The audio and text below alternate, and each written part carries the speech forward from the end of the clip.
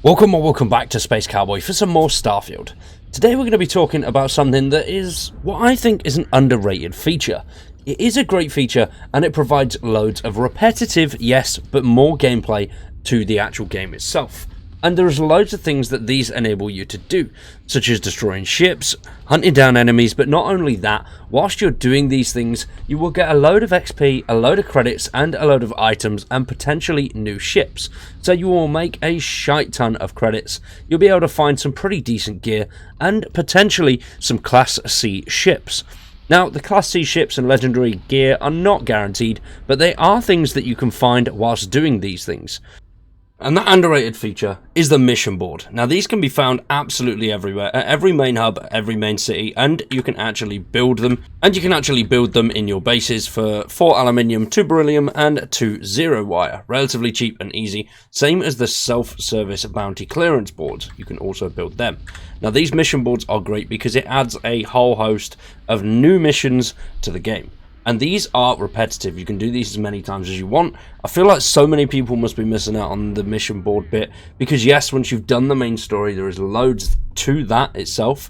And yes, a lot of these missions, you do similar things that you would have done in the main story. It won't be anything new, but these will give you a direct link to high-level enemies and high-level ships. That way you'll be able to take out the ships for loads of XP, or even commandeer them if you wish.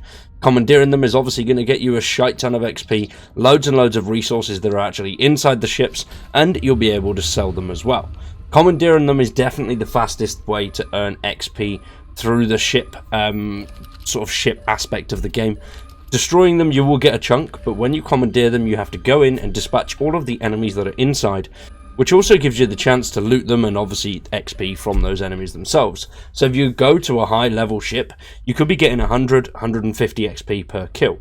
And some of these bigger ships, like the Crimson Fleet Wraiths, damn, there is loads and loads of those, and you will get an insane amount of XP if you clear the guys out that are in there. And then kill the Pirate Legend or Spacer Beast. These are high level enemies also. Now these high level enemies have a chance to drop legendary weapons, so you will get a whole chunk of decent kit from these dudes. And you can also use the save scum technique to get specific legendary weapons that you want. And let's not forget about the actual rewards.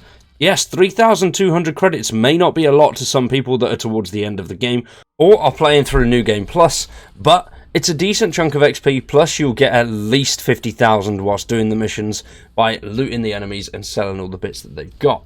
And then, as well as that, you'll get a whole host of XP. Now, the XP will vary quite a bit depending on the level of the enemies that you have to go and kill or the level of the area that you're at. But for the most part, these match up to your level, so you will end up with some high-level gear, high-level enemies, and high-level ships. You won't end up with really low-level stuff. You will end up with something that matches similar to what you're playing at. And the beauty of these is you can accept multiple missions at once.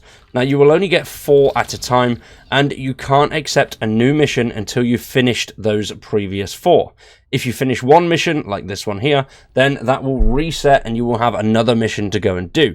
But if you leave all 4 in your inventory, whatever mission board you go to, you will not get a new set of missions. And if you don't like the missions that are there, you can save scum or go and wait a little bit as well. It doesn't vary too much when you save scum or wait, but there are some variants in the missions that you'll get. And that, I think, is Starfield's most forgotten about feature. The mission boards are a great source of entertainment, XP, credits, and of course weaponry and even ships. They are great, they are loads of fun to do, and I just think it keeps the gameplay flow going a little bit more. If you are doing some of those slower missions but travelling around a lot, having a couple of these in your inventory will definitely help you. When you open up your mission log and you're close to something, you can go take down a ship or go take down an enemy, and it just breaks down some of that travel aspects, you know, going from one place to another to find something and not really too much action is seen. But when you do like to see more of the action, then these ones could definitely be for you. But let me know what you think down in the comments below. What is Starfield's most forgotten about feature, or most unused but good feature? Let me know down below. For now though, I've been Cowboy, you've been awesome, thanks for watching, and we'll see you in the next one.